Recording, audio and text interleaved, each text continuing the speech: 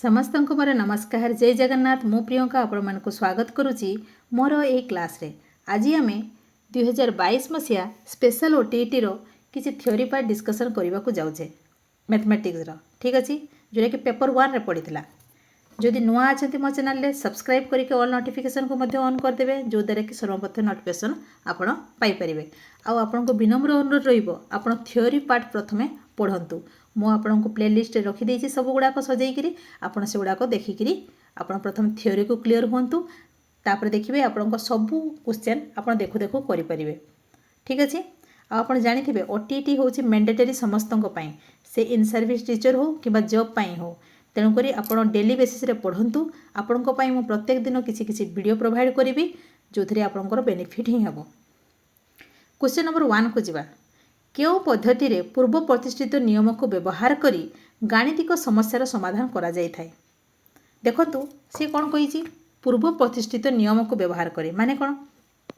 ପୂର୍ବରୁ ଆପଣ ନିୟମ ଜାଣିଛନ୍ତି ବା ଫର୍ମୁଲାଟି ଜାଣିଛନ୍ତି ଏବଂ ତାପରେ କିଛି ସମସ୍ୟା ଦିଆହେଇଛି, ସେହାକୁ ଆପଣ ସମାଧାନ କରୁଛନ୍ତି। ତାକୁ ଆମେ କ'ଣ କହିଥାଏ? ଅବରୋହ କହିଥାଏ ନା। ଆଉ ଯଦି ଆମେ କ'ଣ କରିଥିବା, ଏକ୍ଜାମ୍ପଲ୍ରୁ ଆମେ ରୁଲ୍ ଆଡ଼କୁ ଯିବା ବା ଏକ୍ଜାମ୍ପଲ୍କୁ ନେଇକରି ଆମେ ଗୋଟେ ଫର୍ମୁଲା କ୍ରିଏଟ୍ କରିବା, ତାକୁ ଆମେ କ'ଣ କହିବା? ଆରୋହ ନା। ତାହେଲେ କେଉଁଟା ଆନ୍ସର୍ ହେବ? Option number A. ନେକ୍ସଟ କ୍ୱେଶ୍ଚନକୁ ଆମେ ଯିବା। ଗଣିତ ଶିକ୍ଷାଦାନର କେଉଁ ପଦ୍ଧତିରେ ଅଜ୍ଞାତରୁ ଜ୍ଞାତ ଆଡ଼କୁ ଜଣେ ଅଗ୍ରସର ହୋଇଥାଏ? ମାନେ ଆପଣ ପ୍ରଥମେ ଜାଣିନାହାନ୍ତି, ତାପରେ ଜାଣିବେ, ଅଜ୍ଞାତରୁ ଜ୍ଞାତ ଆଡ଼କୁ ଯିବେ। ତାହେଲେ କେଉଁଟା ହେବ? ଆରୋହ ହେବ ନା ଅବରୋହ ନା ସଂଶ୍ଳେଷଣ ନା ବିଶ୍ଳେଷଣ? ଆମ କେଉଁଟା ହେବ ଆନ୍ସର୍? ନା ବିଶ୍ଳେଷଣ। କ'ଣ ପାଇଁ? ନା ଆମେ ଜାଣିନଥାଉ, ତାପରେ ଆମେ ଜାଣୁ ବିଶ୍ଳେଷଣ କରି ବା ଏନାଲାଇସିସ୍ କରିକିରି ଆମେ ଜାଣିଥାଉ। ତାହେଲେ କେଉଁଟା ଆନ୍ସର୍ ହେଲା? Option number D. ନେକ୍ସଟ କ୍ୱେଶ୍ଚନକୁ ଆମେ ଯିବା। କେଉଁଟି ଗଣିତର ସ୍ୱରୂପ ନୁହେଁ ବା ରୂପ ନୁହେଁ? ଠିକ୍ ଅଛି। ଦେଖନ୍ତୁ ଗଣିତରେ କ'ଣ କ'ଣ ଥାଏ ନା, ଆମେ ଲଜିକାଲି ଥିଙ୍କିଂ କରିଥାଉ, ଯୁକ୍ତିସଙ୍ଗତ ରହିଥାଏ, ଅମୃତ ସମ୍ବନ୍ଧୀୟ ରହିଥାଏ ବା ଅବଷ୍ଟ୍ରାକ୍ସନ୍ ରହିଥାଏ, ସଂରଚନା ଯାହାକୁ ପ୍ୟାଟର୍ନ କୁହାଯାଏ ତାହା ମଧ୍ୟ ରହିଥାଏ। କିନ୍ତୁ ବ୍ୟାପକ ଅଭିବ୍ୟକ୍ତି, ଏହା କ'ଣ ଗୋଟେ ଲାଙ୍ଗୁଏଜ୍ ହେଇଛି କି ଯେ ଆପଣ ବ୍ୟାପକ ଭାବରେ ପଢ଼ିବେ? ଠିକ୍ ଅଛି, ଏଇଟା ଗଣିତ ପରା। ତାହେଲେ କେଉଁଟା ନଥାଏ? ନା ଅପସନ୍ ନମ୍ବର ଡି, ବ୍ୟାପକ ଅଭିବ୍ୟକ୍ତି। ଠିକ୍ ଅଛି। ନେକ୍ସଟ କ୍ୱେଶ୍ଚନକୁ ଆମେ ଯିବା। ପିଆଜେଙ୍କ ମତ ଅନୁସାରେ 7ରୁ 12 ବର୍ଷ ବୟସ ମଧ୍ୟରେ ଘଟୁଥିବା ଜ୍ଞାନାତ୍ମକ ବିକାଶ ଡେସ୍ ପର୍ଯ୍ୟାୟ ଅନ୍ତର୍ଭୁକ୍ତ? ଆମେ ଜାଣିଛେ ନା ଜିନ୍ ପିଆଜେ କେତେ ଭାଗରେ ବିଭକ୍ତ କରିଥିଲେ? ନା 4 ଭାଗରେ। କ'ଣ କ'ଣ? ନା ପ୍ରଥମେ 0ରୁ ଯେଉଁ 2 ବର୍ଷ, ତାପରେ 2ରୁ 7 ବର୍ଷ, 7ରୁ 11 ବର୍ଷ ବା 12 ବର୍ଷ ଏବଂ 12 ବର୍ଷରୁ ଉର୍ଦ୍ଧ୍ୱ। ପ୍ରଥମଟାକୁ କ'ଣ କୁହାଯାଏ? ସେନ୍ସରି ମଟର। ତାପରେ ହେଉଛି ପ୍ରି ଅପରେସନାଲ୍, ତାପରେ ହେଉଛି କଂକ୍ରିଟ୍ ଅପରେସନାଲ୍ ଏବଂ ନେକ୍ସଟ ହେଉଛି ଫର୍ମାଲ୍ ଅପରେସନାଲ୍। ତାହେଲେ ଦେଖନ୍ତୁ ସେ କ'ଣ ପଚାରିଛି? 7ରୁ 12 ବର୍ଷ ବା କଂକ୍ରିଟ୍ କହିଛି, ମାନେ ସ୍ଥୂଳ ସଂକାର୍ଯ୍ୟ। ଠିକ୍ ଅଛି, ସ୍ଥୂଳ ସଂକାର୍ଯ୍ୟ। ଜାଣିପାରିଲେ? ନେକ୍ସଟ କ୍ୱେଶ୍ଚନକୁ ଆମେ ଯିବା। ଦେଖନ୍ତୁ ଗଣିତ ଶିକ୍ଷଣରେ କୌଣସି ସୂତ୍ର ବା ସଂଜ୍ଞାକୁ ମନେ ପକାଇବା କେଉଁ ନିର୍ଦ୍ଦିଷ୍ଟ ଉଦ୍ଦେଶ୍ୟର ଏକ ଉଦାହରଣ? ଆଚ୍ଛା, ଗୋଟେ ଆପଣ ଫର୍ମୁଲାକୁ ମନେ ପକାଇବା ପାଇଁ ଚାହୁଁଛନ୍ତି, ଆପଣ ଜାଣିଥିବେ ହେଲେ କରିପାରିବେ। ଠିକ୍ ଅଛି, ଆପଣଙ୍କ ମନେ ଥିବ ହେଲେ ଆପଣ ସୂତ୍ରଟି କହିପାରିବେ। ତାହେଲେ କ'ଣ? ଧର ପରିସୀମା ସୂତ୍ର, ଗୋଟେ ଆୟତଚିତ୍ରର ପରିସୀମା ସୂତ୍ରଟି ଆପଣଙ୍କ ମନେ ଥିବ ହେଲେ ଆପଣ କହିପାରିବେ। ତାହେଲେ ସେଇଟା କ'ଣ ହେବ? ଜ୍ଞାନ ହେବ ନା ବୋଧ ନା ପ୍ରୟୋଗ ନା କୌଶଳ? ଆପଣ ତ ପ୍ରୟୋଗ ଆଉ କୌଶଳ କେବେ ହେବନି, ତାହେଲେ ଆପ୍ଲାଏ କରୁନାହାନ୍ତି। ଏଇଟା ବୁଝିବାର ତ କିଛି ନାହିଁ, ଆପଣ ମନେ ରଖିବା ପାଇଁ ଚାହୁଁଛନ୍ତି, ତାହେଲେ କେଉଁଟା ହେବ? ଅପସନ୍ ନମ୍ବର ଏ, ଜ୍ଞାନ। ଠିକ୍ ଅଛି। ନେକ୍ସଟ କ୍ୱେଶ୍ଚନକୁ ଯିବା ଆମେ। ନିମ୍ନସ୍ଥ ମଧ୍ୟରୁ କେଉଁଟି ଏକ ମୁକ୍ତ ଉତ୍ତରମୂଳକ ପ୍ରଶ୍ନ? ଯେଉଁଟାକି ଓପନ୍ ଏଣ୍ଡେଡ୍ କ୍ୱେଶ୍ଚନ୍। ଦେଖନ୍ତୁ ଓପନ୍ ଏଣ୍ଡେଡ୍ ମାନେ କ'ଣ? ସବୁ ପିଲାମାନଙ୍କର ଆନ୍ସର୍ ଅଲଗା ଅଲଗା ହେଇପାରେ, ହଁ କି ନାହିଁ? ତ ଏଇଠି ଦେଖନ୍ତୁ କ୍ୱେଶ୍ଚନ୍ ନମ୍ବର ଏଟା କ'ଣ କହିଛି? 10, 15, 25ର ଗସାଗୁ। ଏଇଟା ତ ସମସ୍ତଙ୍କ ଆନ୍ସର୍ ସେମ୍ ଆସିବ, ତେଣୁକରି ଏଇଟା ହେଉଛି କ୍ଲୋଜ୍ ଏଣ୍ଡେଡ୍ କ୍ୱେଶ୍ଚନ୍। ହାରାହାରି କେତେ? ଏଇଟା ମଧ୍ୟ କ୍ଲୋଜ୍ ଏଣ୍ଡେଡ୍ କ୍ୱେଶ୍ଚନ୍, ସମସ୍ତଙ୍କ ଆନ୍ସର୍ ସେମ୍ ଆସିବ। ଉପରୋକ୍ତ ସମସ୍ତ ହେବନି, ତାହେଲେ କେଉଁଟା ଆନ୍ସର୍ ହେବ? ନା ଅପସନ୍ ନମ୍ବର ବି। କାହିଁକି ହେବ?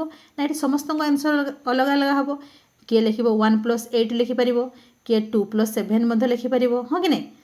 ଅଲଗା ଅଲଗା ପିଲା ଲେଖିବେ, ତେଣୁକରି ଏଇଟା ହେବ ମୁକ୍ତ ଉତ୍ତରମୂଳକ ପ୍ରଶ୍ନ, ଅପସନ୍ ନମ୍ବର ବି। ନେକ୍ସଟ କ୍ୱେଶ୍ଚନକୁ ଯିବା। କେଉଁଟି ଏକ ଗାଣିତିକ ପାଠ୍ୟ ଯୋଜନାର ମୁଖ୍ୟ ଉପାଦାନ ନୁହେଁ ବୋଲି କହିଛି?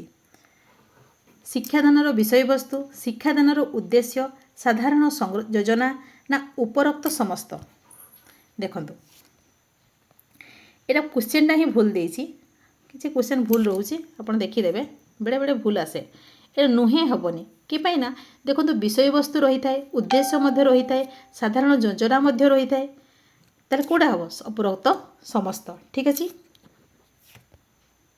गोटे योजना करिवे माने आपण तो विषय वस्तु जानि थिबे ना उद्देश्य भी दरकार आपणकर एवं योजना नथिले आपण कार्यगाई किपरि करिवे तेणुक सब गुड़ा हबो नेक्स्ट देखंतु अमृतता होउची गणितर बड़ उक्तिटी कहार किए कहिथिले होउची अमृतता होउची गणितर बड़ आम जानिछे किए कहिथिले ना एल्बर्स केते भितर पकाउची देखंतु तेणुक आप गोटे को भी स्किप करेंगे ना एल्बर्स ठीक अच्छे नेक्स्ट को जीवा आम निम्नस्थ मध्य केउंटी अन्य तीनोटी ठारू भिन्न जो चार्टा ऑप्शन अच्छी से तीनोटी एका प्रकार आ गोटे अलग अच्छी ठीक अच्छे एलिमिनेट करंतु देखंतु गणित मेला जोटा कि बाहर होता है गणित प्रकल्प ना गणित संबल गृह ना गणित प्रदर्शनी एगुड़ाक आम बाहर करते हाँ ना एगुड़ा एक्टिविटी गुड़ाक किंतु गणित संबल गृह गृह केवल गणित संबल गुड़िक रखा होता है हाँ कि नहीं ये कार्यकारी किसी हो ना कम चली कि नहीं ये केवल कलेक्शन कर रखाई किंतु एगुड़ाक सब बाहर प्रदर्शनी कराऊँच प्रकल्प दिखाऊँच कराऊँच हाँ कि नहीं ताले कोड आंसर हम ऑप्शन नंबर सी गणित संबल गृह ठीक अच्छे नेक्स्ट क्वेश्चन को जीवा केउंटी शिक्षण कार्य भित्तिक पंथार एक उपादान उठे कोटा एक्टिविटी बेस्ट कहले कोटा कंपोनेंट लक्ष्य केन्द्रीकृत होता है गोटे लक्ष्य निहाती रही है कार्य भित्तिक आनंददायी होता है आह्वानमूलक होता है चैलेंजिंग होता है ना तेल सब गुड़ा तो ठीक अच्छे तेणुकर कोटा हम ऑप्शन नंबर डी उपरोक्त समस्त ठीक अच्छे ये तो कंटेंट पार्ट रहा आपण मैंने प्रैक्टिस करेंगे गुड़ाक सब थ्योरी पार्ट को गुड़ा अच्छे देखीदे और जदि अच्छी तो एतिक समाप्त होला जदि आपको भल लगे लाइक शेयर करने जमार भूलें थैंक यू जय जगन्नाथ थैंक यू।